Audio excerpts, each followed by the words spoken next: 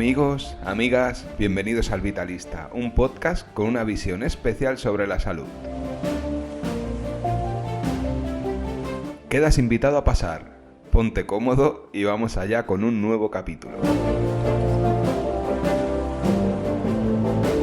Soy Andrés Cuadrado, me dedico a acompañar procesos de salud y de cambio en mi consulta en Hospitalet de Llobregat y a divulgar esta visión vitalista y humanista del mundo y de nuestra salud.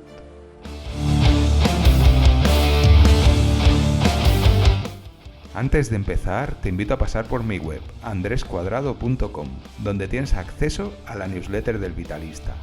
Aquí te pongo al día de cómo avanza el proyecto, te comparto los capítulos y los guiones de acceso libre que hay en mi blog. Y es un canal de comunicación directa para ir creando esta comunidad de personas que queremos una forma más global y natural de entender nuestra salud. No te robo más tiempo, vamos allá con el resumen de este capítulo.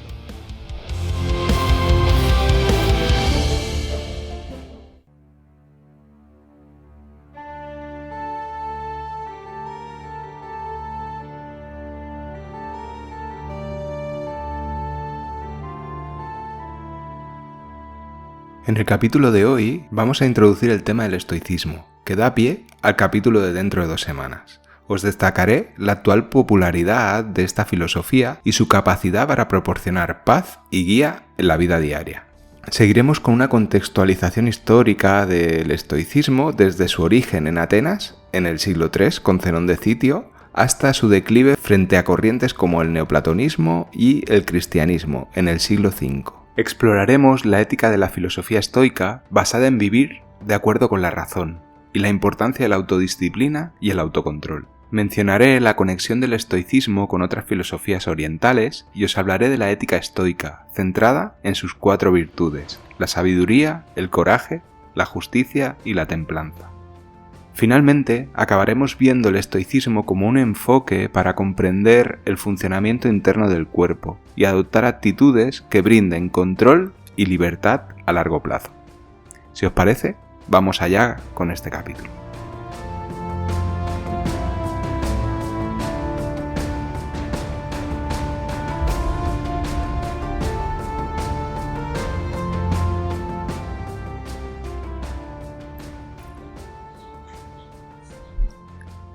El siguiente capítulo de esta serie y el siguiente capítulo del podcast será una charla con Miguel Campos, un fisioterapeuta, osteópata y PNI, y además amigo mío, con el que ya pudimos hablar en el capítulo 12 de este podcast. De lo que os hablaremos es de estoicismo, pero antes de publicar su entrevista, he creído necesario e interesante hacer una buena introducción. Y de ahí estos 2 capítulos, tanto el anterior como este. A día de hoy, el estoicismo podemos decir que está de moda. La ética estoica está entrando y convenciendo a muchas personas que carecemos de fe. Nos lleva a cierta paz y a asumir conductas que nos van a ayudar a hacer más llevadera la realidad de la vida. De hecho, como dice Pepe, el estoico, que si escucháis su podcast siempre repite la frase, ¿no? De que te permita llevar a cabo una vida que merezca la pena ser vivida. Pues un poco es esa la idea. Cuando Miki me propuso hablar de estoicismo me pareció una idea muy interesante, pero creo que más allá de la introducción al estoicismo que os vamos a hacer y que podáis ir a estas fuentes que os estoy recomendando y que os recomendaremos, es mucho más importante que entendamos de dónde viene el estoicismo, en qué se convirtió y que entendamos la función que viene a cumplir la filosofía, en nuestra forma de entender la vida, porque hay mucho de lo que aprender más allá del estoicismo. Os hablé de ello en el capítulo anterior, pero en aquella época, en la época antigua, e incluso a día de hoy, en una sociedad que hace de la ciencia una religión, la filosofía viene a cubrir un vacío de conocimiento al que no llega la propia ciencia, a cubrir esa humanidad que no se ve en las pruebas de imagen ni en test específicos, si hablamos de salud. Si os parece, vamos allá con un poquito de contextualización histórica de esta corriente filosófica.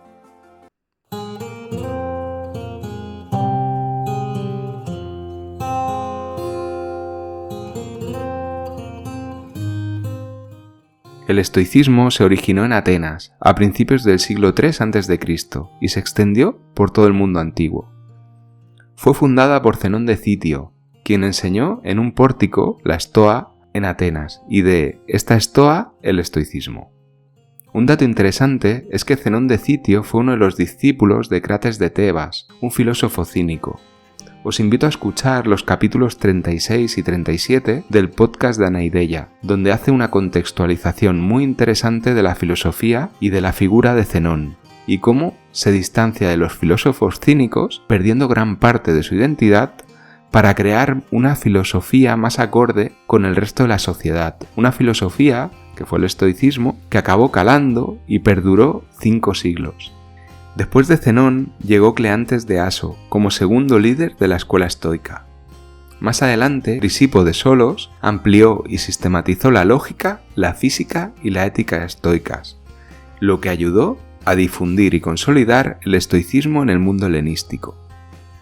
Ya en el siglo I, en el periodo estoico del Imperio Romano, vivió el que tal vez sea el filósofo estoico más conocido y más prolífero, que fue Lucio Aneo Séneca, el ilustre cordobés. En el siglo II, los autores más conocidos fueron Epicteto, el esclavo que fue convertido a filósofo, y el gran emperador de Roma, Marco Aurelio. El estoicismo se basa en la idea de que todo lo que sucede en el universo está determinado por la razón, y que los seres humanos deben vivir de acuerdo con esta razón para alcanzar la felicidad. Los estoicos creían que la razón es la única fuente de conocimiento verdadero y que la virtud es el único bien real que posee el ser humano. No hablamos de bienes materiales, sino un bien interno, que es nuestra propia virtud. Creían en la importancia del autocontrol y la autodisciplina. Según su doctrina, los seres humanos no pueden controlar lo que ocurre en el universo a nuestro alrededor, pero sí podemos controlar nuestra reacción ante las cosas que pasan en él. Antes de seguir profundizando en la ética estoica, de la que os hablaremos extendidamente Miki y yo, y os daremos referencias para que podáis profundizar, quiero aportar algunas ideas de la física estoica. Si os parece, vamos con ello.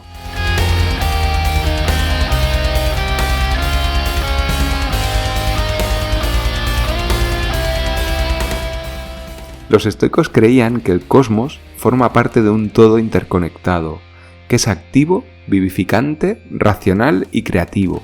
Por lo tanto, identifican al universo con un Dios, considerándolo un ser, no un ser humanizado, sino un ser racional, creativo, que impregna todas las cosas, lo que ellos denominaron el logos. Para ello, además, todo en el universo es material, incluso cualidades como el saber o el valor, algo que hoy en día la neurociencia y la neurofisiología pueden y de hecho secundan. El hecho de que tratemos con medicación, con química, cosas como las emociones, la depresión, la ansiedad, es una idea, ¿no?, de que hay un sustrato mecánico o un sustrato físico en cosas como las emociones o el pensamiento. Los eventos en el universo, en la Tierra y en el interior del ser humano se atribuyen como manifestaciones del logos. Esta razón omnipresente impregna el universo y da valor y sentido a la existencia. Al impulso que vitaliza la materia, lo que los osteópatas llamamos el aliento vital, ellos lo denominaron el neuma.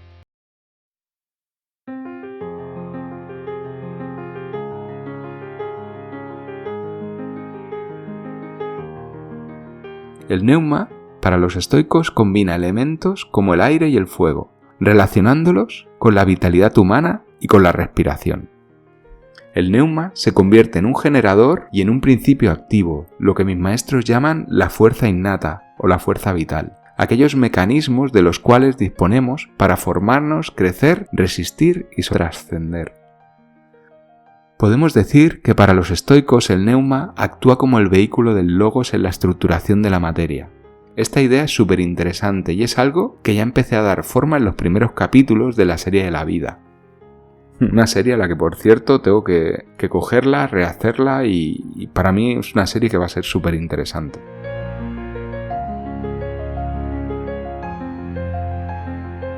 A día de hoy podemos entender el nacimiento o la aparición de vida en la Tierra como un proceso gradual, de lo que se considera no orgánico o de lo que se considera la no vida a aquellas pequeñas formas en las que se empieza a considerar vida, ¿no? Las bacterias y demás. La idea que me resulta súper interesante y que ya intentaré razonar es que lo que consideramos inmaterial de alguna forma está también impregnado de vida, solo que de una vida como mucho más lenta, ¿sí? Esta es una idea un poco loca, pero que os prometo que creo que llegaré a razonarla. Y para mí es súper interesante. Sigo con los estoicos, que no me vaya de madre. Entre los estoicos, a los objetos inanimados como las rocas, la tierra o el metal, los consideran portadores de neuma, de estado o tonos. Es decir, que el mismo principio que sostiene a los elementos evoluciona al neuma como el alma que materializa o que permite la materialización del logos en cada ser que ha nacido y muerto en este planeta. Todo este razonamiento yo ya lo había leído en otras filosofías que preceden al estoicismo, y si os parece, el siguiente paso que vamos a dar es ir a explorar un poco de dónde viene este nexo de unión. Hay un periodo de la última historia de nuestro planeta y el principio de la historia de la humanidad, que es el periodo que Karl Jaspers, un filósofo alemán, denominó la era axial, que data entre el 800 y el 200 a.C.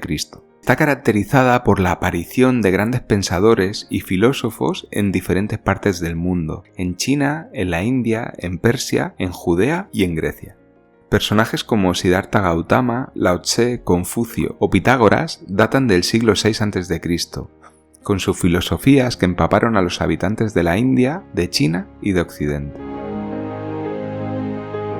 A partir del año 330, los macedonios, encabezados por Alejandro Magno, conquistaron el imperio persa. La presencia de la cultura helenística absorbe en ese momento parte del conocimiento de Oriente. De hecho, es un dato histórico que integrantes del liceo aristotélico informaban de los descubrimientos que se hacían a nivel de flora, fauna, costumbres, creencias y cualquier información relacionada con cualquier rama de la filosofía que encontraban en las incursiones y viajes que hizo Alejandro desde Macedonia hasta la India, pasando por Egipto. La primera escuela estoica de Zenón de Citio se funda en el 301 a.C. y la relación de su ética con estas filosofías orientales es patente no solo por su contenido, sino además por este contexto histórico del que os estoy hablando. No tengo dudas de que la idea de afrontar el sufrimiento y la dicotomía del control beben del budismo o de alguna corriente de conocimiento antigua que influye sobre ambos. El estoicismo lo desarrolla con un aspecto más clásico y que confronta menos con el constructo mental que tenemos en Occidente, y por eso que empieza a calar un poquito más en nuestra sociedad. Pero para acabar con este repaso histórico, a partir del siglo I después de Cristo, progresivamente el estoicismo fue perdiendo fuerza, por la llegada de otras corrientes como el neoplatonismo, que posee algo más de mística, pero sobre todo por una nueva religión monoteísta que llegó para quedarse: la presencia del cristianismo. Estos primeros siglos de la denominada Nuestra Era fueron una época en la que la religión le gana distancia progresivamente a la filosofía, y poco a poco el estoicismo se fue disolviendo. Fue el 4 de septiembre del año 476 cuando cae el Imperio Romano de Occidente, que se dio paso a los 1000 años de la oscura Edad Media. Para el estoicismo su disolución fue progresiva, desde finales del siglo II, donde un emperador escribía y vivía el estoicismo, hasta el 529, cuando el emperador Justiniano I clausuró la escuela estoica de Atenas como una de sus medidas contra las filosofías paganas, a favor de la consagración del cristianismo. Y ahora, en pleno siglo XXI, cada Semana Santa me cortan la calle por esta proliferación del cristianismo que tuvo lugar en aquellos primeros siglos. Pero bueno, si os parece, para acabar esta introducción del estoicismo, vamos a entrar un poco en su ética. En una de mis películas favoritas, Gladiador, el personaje de Cómodo, hijo de Marco Aurelio, increpa a su padre enunciando las 4 principales virtudes estoicas: la sabiduría, el coraje, la justicia y la templanza, constatando que él era más un epicúreo pero sin principios ni moral que un estoico. Y si habéis visto la peli, aparte era un cobarde y un vividor. Estoy hablando de Cómodo. Cada una de las 4 virtudes estoicas, estudiadas en profundidad, nos acercan al ideal del sabio que proponen los estoicos como vehículo para confeccionar nuestra eudaimonia, la felicidad estoica, que define Aristóteles como el mayor bienestar humano. La consecución de esta eudaimonia sería el objetivo de la filosofía práctica, que da lugar a un proyecto filosófico que busca investigar y también experimentar qué es realmente y cómo puede lograrse. La idea de que es más importante andar el camino con virtud que no la meta a la que queremos llegar, por muy lejos y muy alta que sea esta meta. Otra idea a destacar es el hecho de que nos vemos beneficiados y potenciados por una cierta obligación de tomar decisiones y tomar acciones que nos lleven hacia la virtud. Es decir, no pensar todo el rato en cosas que nos generen placer, sino que esa obligación de tomar acciones como puede ser comer bien, como puede ser hacer ejercicio o como puede ser ponerte a estudiar en lugar de jugar algún juego o de irte al bar, pues estas cosas que te llevan hacia la virtud es como un proceso difícil en el corto plazo, en esa pequeña decisión, pero un beneficio en el medio plazo.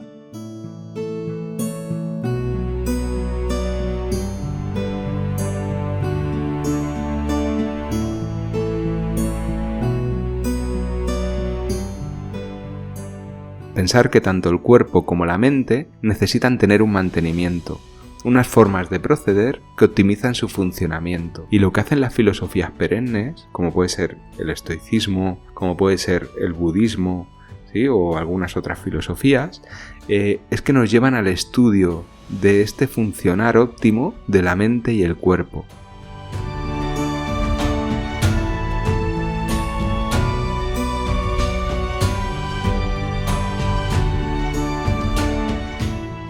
El entender el estoicismo o el intentar tener curiosidad por entenderlo un poquito más, leer y seguir escuchando sobre él, es entender un poquito cómo funciona este engranaje entre el cuerpo y la mente, ¿no? Entre el cuerpo y el neuma, que llaman ellos. Un conocimiento interno que te permite trabajar en el día a día y adoptar actitudes ante la vida, como ya he descrito, que te van a hacer más difícil el momento presente, pero que te van a permitir salir del camino ascendente y cansado, ¿sí? Decisiones que, aunque sean complicadas y aunque parezca que sean cuesta arriba, lo que van a hacer es que en el medio plazo, una vez adquiridos ciertos hábitos, nos veamos con una cierta libertad y con una cierta sensación de control. Otra cosa curiosa, y para acabar ya, es que 2000 años después leemos textos de estoicos, algo que ya he comentado alguna vez, y los podemos interpretar y sentimos que algo vibra dentro de nosotros. Y es por ello que cuando Miki me dijo que estaba muy metido con el estoicismo y que había leído mucho al respecto, me pareció una oportunidad espectacular para hablar de ello en este podcast. ¿Por qué? Pues muy fácil. En el capítulo 3 os hablé del proyecto Salud. Pues para mediar con nuestra mente y nuestras emociones, los 2 caballos que tiran del carro, es necesario dominar la razón, con la pausa estoica y haciendo frente a nuestros demonios. Y para esto, en la ética filosófica presente en el estoicismo, en el budismo, en el taoísmo, en otras disciplinas como puede ser el epicureísmo, podemos encontrar herramientas para poder aprender a estar mejor, para poder controlar el estrés. No querer controlar lo que hay fuera, sino aprender a estar más centrados, más estables ante las inclemencias de la vida, ¿sí? Y esto es una de las cosas que quiero llegar a tratar, ¿no? El cómo gestionar el estrés, y realmente para gestionar el estrés lo único que podemos hacer es estar presentes, es analizar la situación y tomar decisiones para que el exterior nos dañe lo menos posible y lo que nos tenga que dañar, que siempre vamos a recibir daño del exterior, pues que lo podamos gestionar lo mejor posible.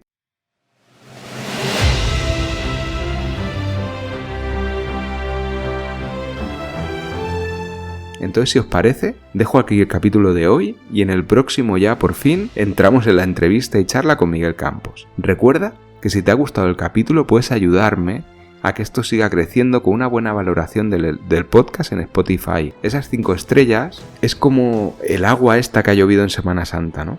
Que va a dar vida a este podcast. y un corazoncito en el capítulo en iVoox, y si no puedes, pues compártelo donde puedas, en charlas con amigos, con tus vecinos, con alguien que tenga problemas para dormir. Está demostrado que 3 capítulos del Vitalista y no hay demonio que se resista a dormir. Y si te parece, no te voy a pedir nada más. Muchas gracias por tu tiempo, ha sido un auténtico placer y hasta siempre.